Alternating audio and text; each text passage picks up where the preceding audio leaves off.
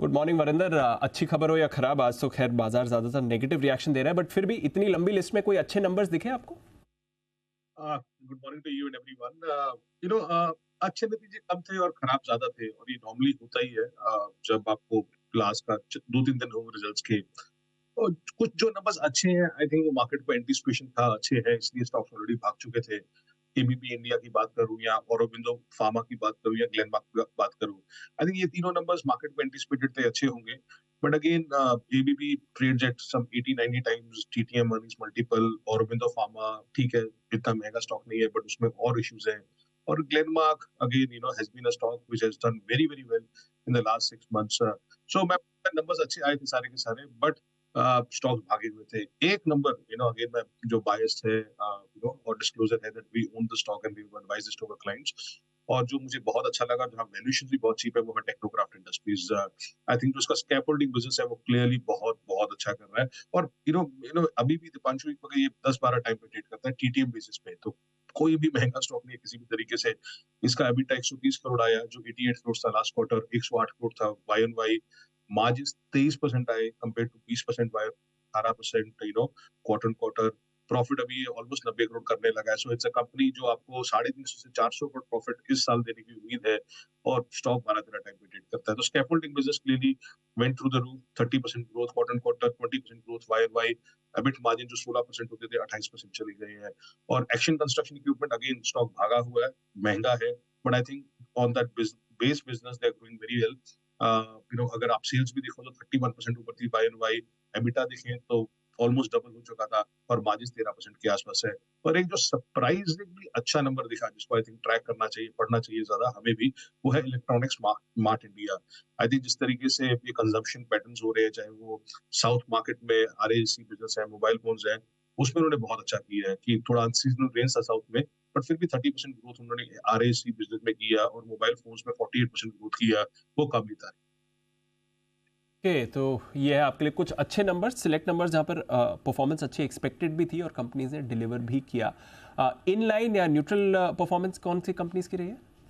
JK cement, Muja has done the best, this quarter, so no doubt about it.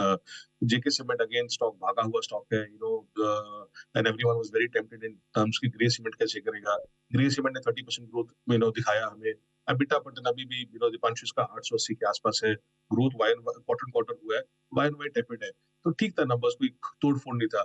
हमारा राजा as per us they slide EBITDA miss, but सस्ता stock है, company ने अपना नाम change कर लिया है.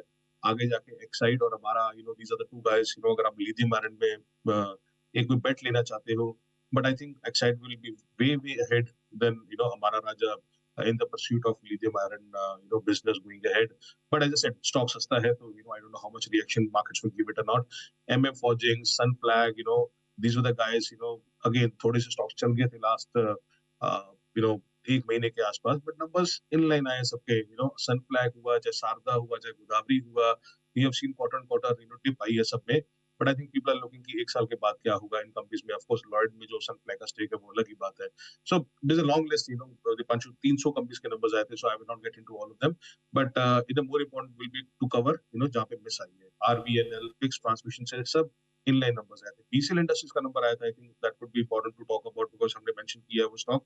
आई think the numbers were good. अगर आप एडिबल ऑयल सेगमेंट में देखें, इसके कारण थोड़ा सा आपको दिखेगा क्वार्टर क्वार्टर नंबर नीचे है, बट उसी तरफ अगर आप बटानी मिल पर देखेंगे, पतंजलि देखेंगे, उन्होंने एबिटा लॉस किया है. उसके सामने इस कंपनी ने अभी भी in the edible segment they are still reporting positive EBIT margins. I think it is a great thing.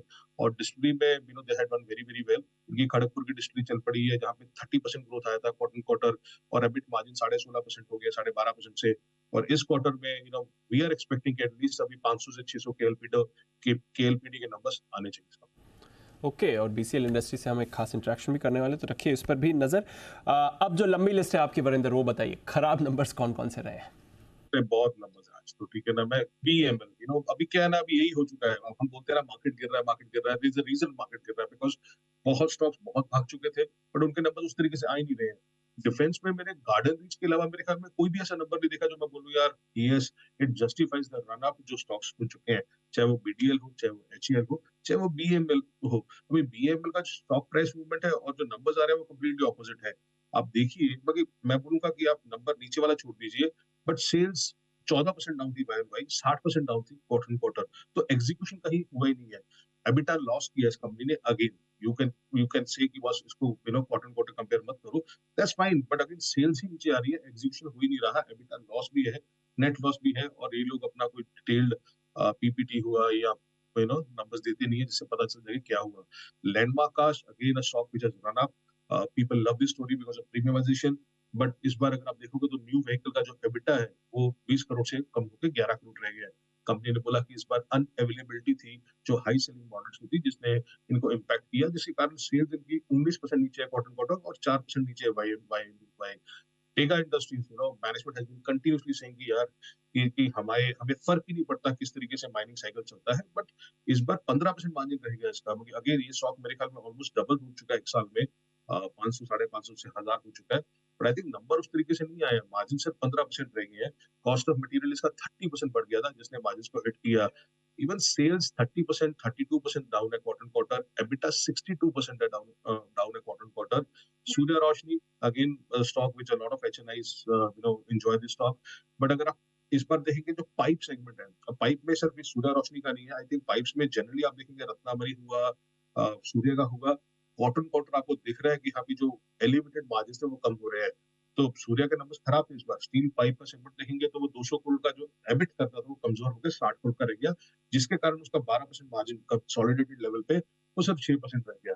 टार्सन्स one of another stock which a lot of compounder stories have been played around, but I don't know मैं कि कितने quarter से मैंने तो उसका number देखा ही नहीं है। सेल्स 24% डाउन है क्वार्टर क्वार्टर, 9% डाउन है Y and Y, EBITDA 46% down था सिक्वेंशियली, 32% डाउन था वाई एंड वाई, और ये भी सस्ता स्टॉक नहीं है।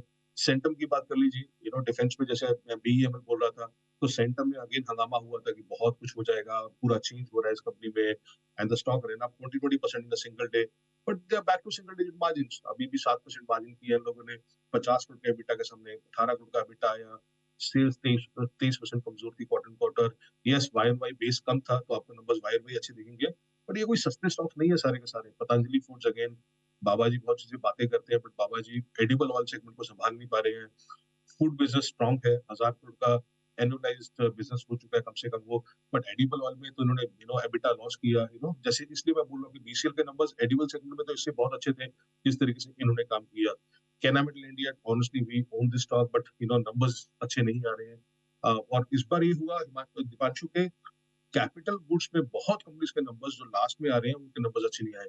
चाहे वो कैनामेटल हुआ जो एक वॉश आउट ईयर था, इसका टिम्पन इंडिया ने बोला कि हम लोग प्लांट बंद कर रहे हैं बिकॉज हमें डिमांड उतना दिख नहीं रहा है, और आपने देखा रिजल्ट्स में भी ऐसा कुछ नहीं था। 25% से मार्जिन कमजोर हो गए, 19% रह गए थे। एलजी इक्विपमेंट के number operationally they were very weak, 15% margin से 12% रह गए थे। सो आपको कहीं ना कहीं कुछ दिख रहा है, 3-4 ऐसे कंपनीज अभी साउंड बाइट्स आ रही हैं कैपिटल गुड्स में भी, जहाँ पे थोड़ा सा स्लो डाउन की बात करना चालू कर गए हैं।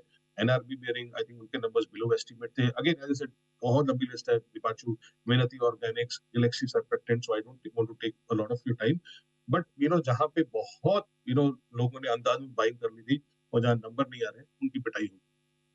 तो आज सुबह हम बात भी कर रहे थे, आई थिंक इसलिए भी आप देख रहे हैं कि आज mid cap small cap cash stocks में थोड़ा ज़्यादा करेक्शन है क्योंकि अनुमान से ज़्यादा ये बढ़ गए थे और अब परफॉर्मेंस वैसी रिफ्लेक्ट नहीं हो रही है। वरिंदर, आज के लिए तो आपको थैंक यू कहेंगे, बट ऑफ कोर्स परसों फिर से आपसे करनी बातचीत और आज भी ढेरों नंबर्स आने वाले तो उसकी एनालिसिस भी आपसे लेंगे वरिंदर रिजल्ट एक्स में। बहुत बहुत शुक्रिया आज अपना वक्त हमें देने के लिए। चलिए, इसी के साथ हमारे साथ बहुत सारे यहाँ पर आप कह सकते हैं स्ट्रैटेजीज भी निकल कर आ रही हैं, और एक बिगुल हिमांशु जी के लिए, हिटमैन हिमांशु।